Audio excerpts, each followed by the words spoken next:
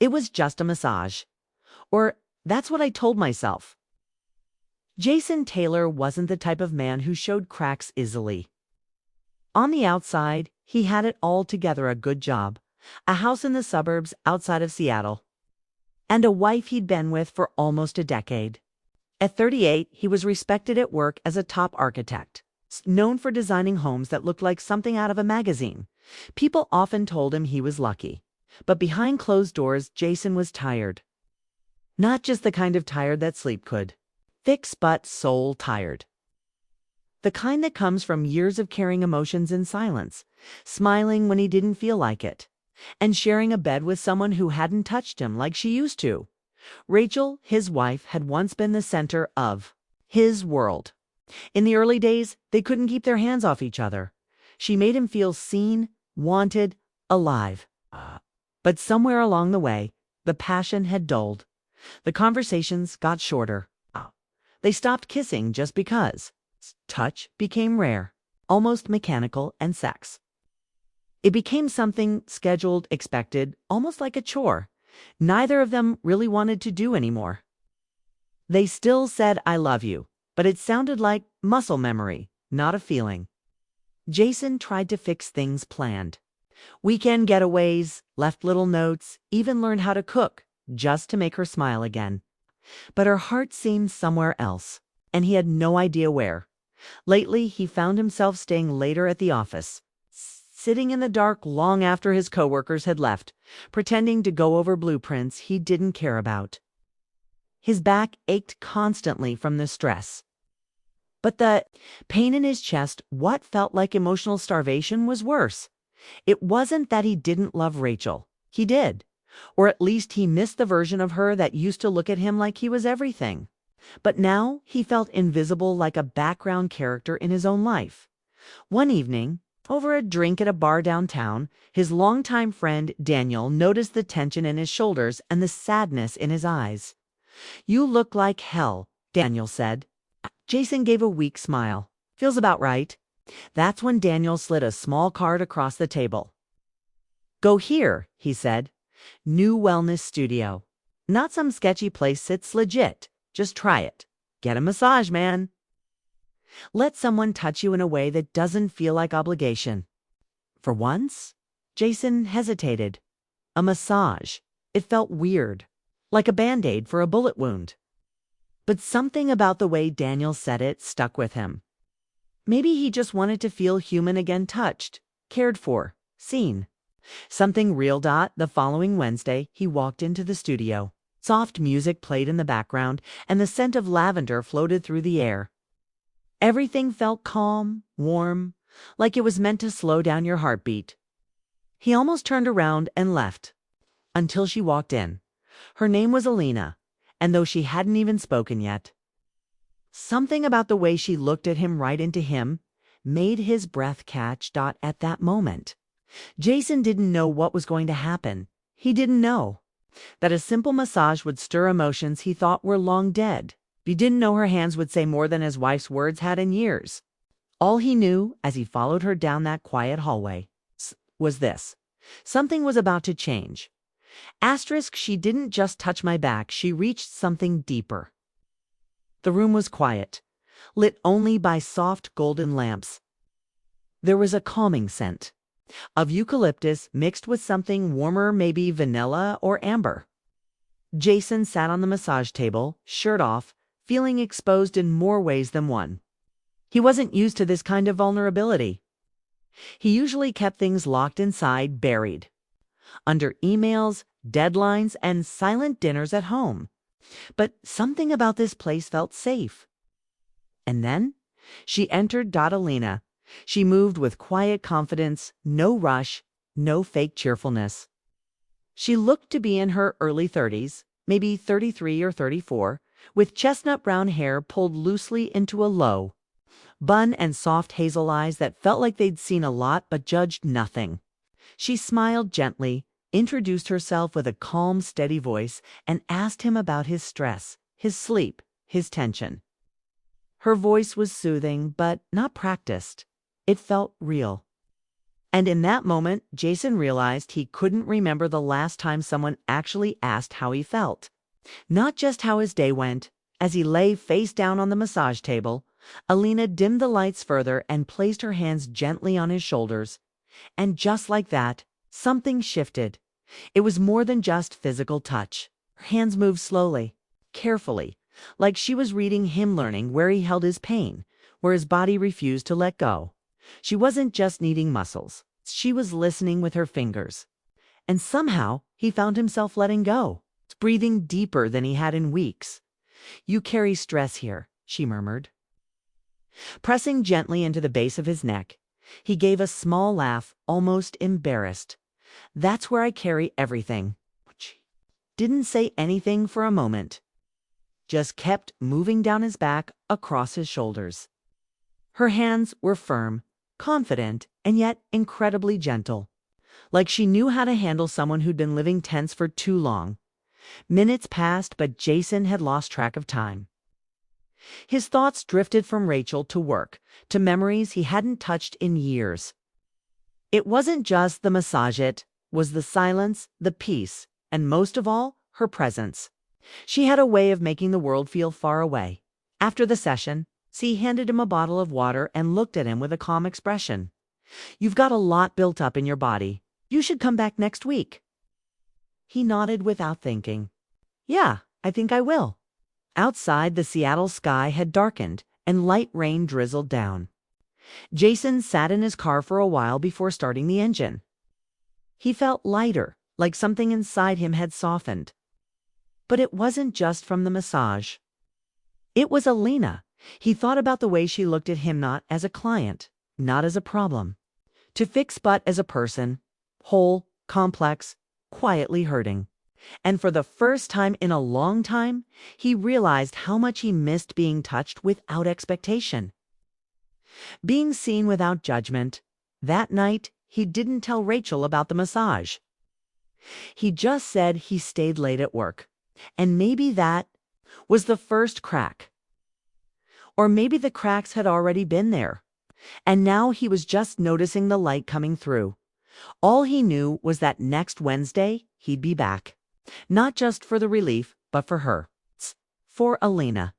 It started as a routine, and slowly became the escape I didn't know I needed. Every Wednesday at 6 p.m., Jason found himself walking through the glass doors of the wellness studio, like clockwork. He told himself it was for the pain in his back, for the tension from too many hours at the drafting table, for the stress of pretending his marriage was still something it wasn't. But deep down, he knew it was more than that. It was her, Alina. There was something about her that pulled him in, the way she moved, the calm in her voice, and the way she seemed to read his silence better than most people could read his words. Their sessions became the only time in his week where he felt fully present, like the noise in his head finally stopped. Every time she touched him, it was like her hands were speaking a language his body had forgotten it needed. She never rushed. She never asked too much. But their conversations began to stretch beyond small talk. She told him how she had moved to Seattle after her divorce, how her ex-husband had fallen in love with someone else, but had been too much of a coward to admit it until it was too late. She said it calmly, without bitterness. Like someone who had accepted that some things in life don't get fixed, they just get lived through. Jason listened, really listened, because for the first time in years, he felt connected to someone, in a way that wasn't wrapped in expectation or resentment. He told her about his work, his father's death a few years back, and how his marriage to Rachel felt like two people quietly drowning while pretending to swim. Alina didn't offer advice. She didn't try to fix anything. She just listened and touched. Her hands on his back, his shoulders, sometimes just resting over his heartbeat, felt more intimate than anything he'd experienced in months, maybe years. There were moments during those sessions when he almost said something, almost told her how he looked forward to seeing her more than anything else in his week. But he stopped himself every time, because he still wore a wedding ring. And because part of him was scared of what would happen if he opened that door. Still, the boundary between client and connection started to blur. Some evenings after the massage, they'd sit in the quiet lobby and talk over herbal tea. Sometimes they laughed. Well, sometimes they sat in silence. But it was never awkward. It was warm, familiar once. When she brushed a loose curl behind her ear, he caught himself staring at her lips a second too long. She noticed, but said nothing. And yet, she didn't look away. He started waking up on Wednesdays with a strange sense of excitement, like something real was waiting for him at the end of the day. Back at home, things with Rachel only grew colder. They barely touched anymore, and when they did, it felt like going through the motions.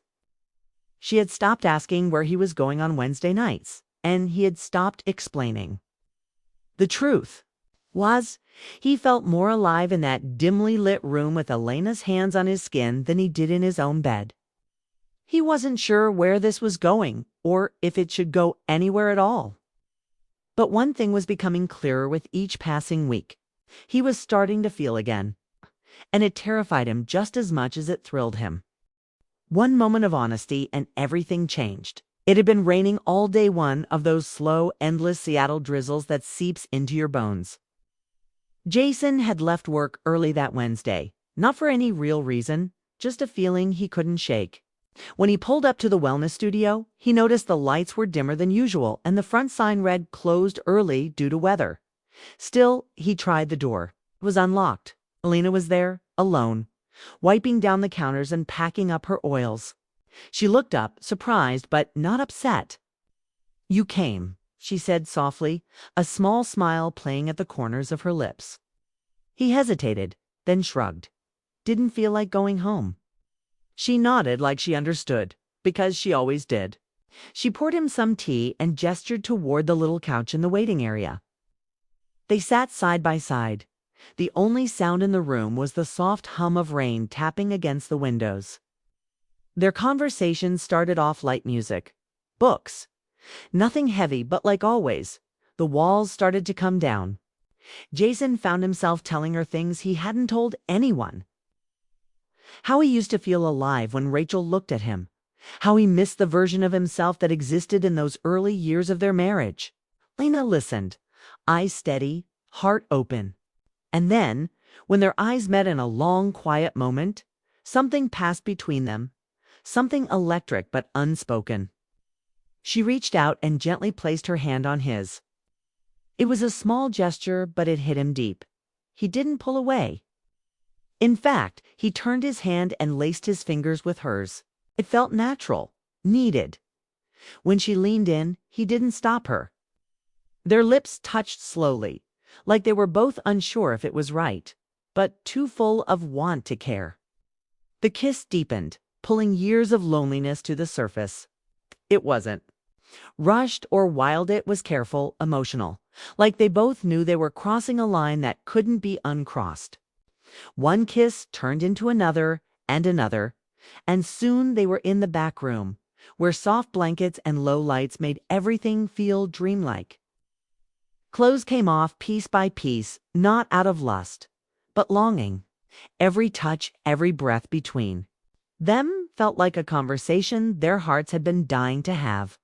Jason hadn't felt intimacy like this in years. He wasn't thinking about consequences, about right or wrong. In that moment, he was just a man aching to feel close to someone who truly saw him. Elena never said, "Are you sure?" And he never said, "I can't." It just happened. Afterward, they lay tangled in silence, her head resting on his chest, his fingers brushing her arm. He stared at the ceiling, heart pounding, not from guilt, but from the strange sense of peace that had washed over him. And that was what scared him most. This wasn't a mistake fueled by alcohol or a one-time weakness. This had been building quietly for weeks. And now that it happened, he couldn't pretend it didn't mean something. When he finally got up to leave, Elena kissed his shoulder and whispered, "Be careful." He nodded, not trusting himself to speak. Outside, the rain had stopped, but everything else inside him felt like a storm. As he drove home, Jason wasn't sure how to explain any of it to himself, to Rachel, or to Elena. All he knew was that something inside him had shifted, and the life he thought he was living no longer felt like the one he could return to. The line had been crossed, and his heart was now in a place it didn't belong, but didn't want to leave. Asterisk, the truth doesn't whisper. It crashes through walls. For the first few days after that night with Alina, Jason moved through his life like he was watching it from the outside. He went to work, he came home, he shared a dinner table with Rachel like nothing had changed, but everything had. The silence between him and his wife felt louder than ever now. She barely looked up from her phone, barely asked how his day was.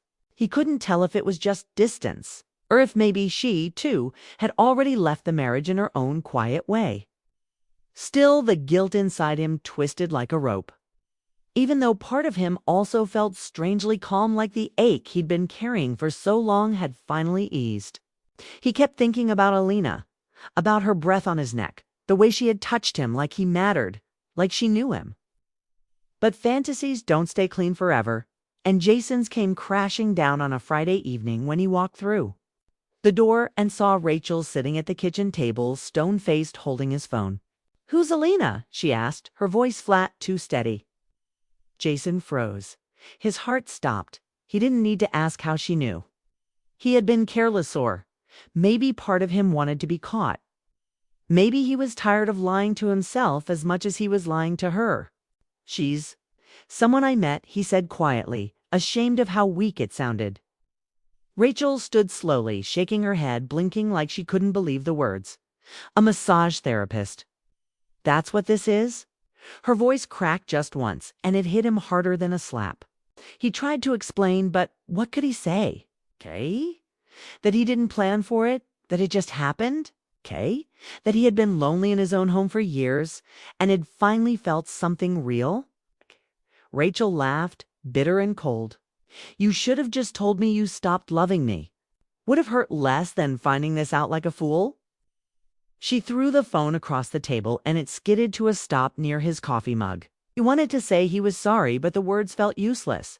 Too late, too small. That night, she packed a bag and left to stay with her sister. The house felt empty, not in a peaceful way, but in a hollow, echoing kind of way. Jason sat in the living room, staring at the walls, remembering all the years they'd shared in this house. The Christmas mornings, the quiet Sundays, the fights, the nights they barely spoke. He didn't cry, but something inside him felt broken. A few days later, he showed up at the wellness studio, eyes heavy, heart heavier. Alina looked at him and immediately knew. "She found out," he said. She nodded, saying nothing, just stepping forward to touch his arm gently. But it didn't feel the same anymore. Jason realized something in that moment. What he and Alina shared had been real, but it was born from something broken. Standing there with his marriage in pieces and guilt sitting heavy on his chest, he wasn't sure what he wanted anymore. Love, when it starts from pain, always leaves scars. Alina seemed to feel it too, because she stepped back, her voice barely above a whisper.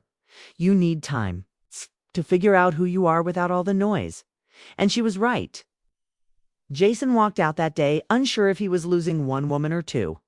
But what he did know was this: the truth had finally come out. And now all that was left was the wreckage and what he'd choose to build from it. Asterisk. Some love doesn't end, just changes shape. Months passed. Seasons changed. The trees outside Jason's home turned from green to gold, and the air grew colder, sharper, like life itself was waking him up. After Rachel left, there had been no big fights, no legal war, just silence and slow paperwork. She never moved back in. She never asked for explanations. They met once in a quiet cafe to talk about the house, the mortgage, the adult things that keep two people tied together long after the love fades. That day, she looked tired but not angry. She said, "We both stopped trying a long time ago. You just acted on it first." And Jason couldn't argue.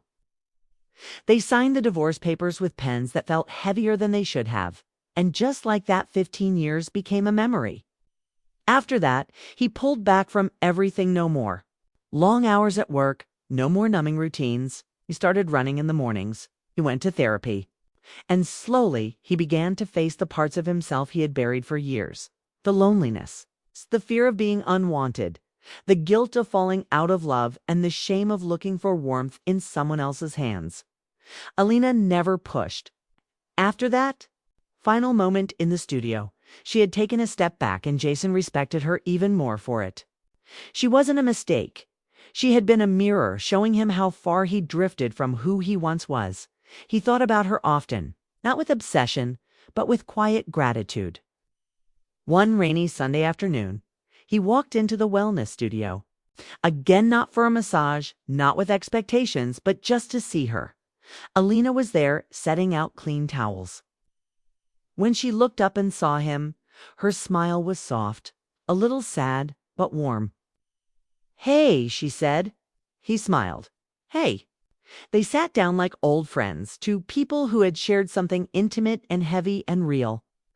Jason told her everything about the divorce, about therapy, about learning how to be alone without being lonely. Alina listened like she always did. When he asked her how she'd been, she paused before answering. "Still healing," she said, "still learning that love isn't supposed to feel like saving someone or being saved." There was a long silence between them, not awkward, just real. And then Jason asked the question that had been sitting in his chest for months. "Do you think we could try again?" But this time, without the lies, without the shadows. Alina looked at him for a long moment. She reached for his hand, but didn't hold it, just placed her fingers near his. "Maybe," she said softly, "but not today.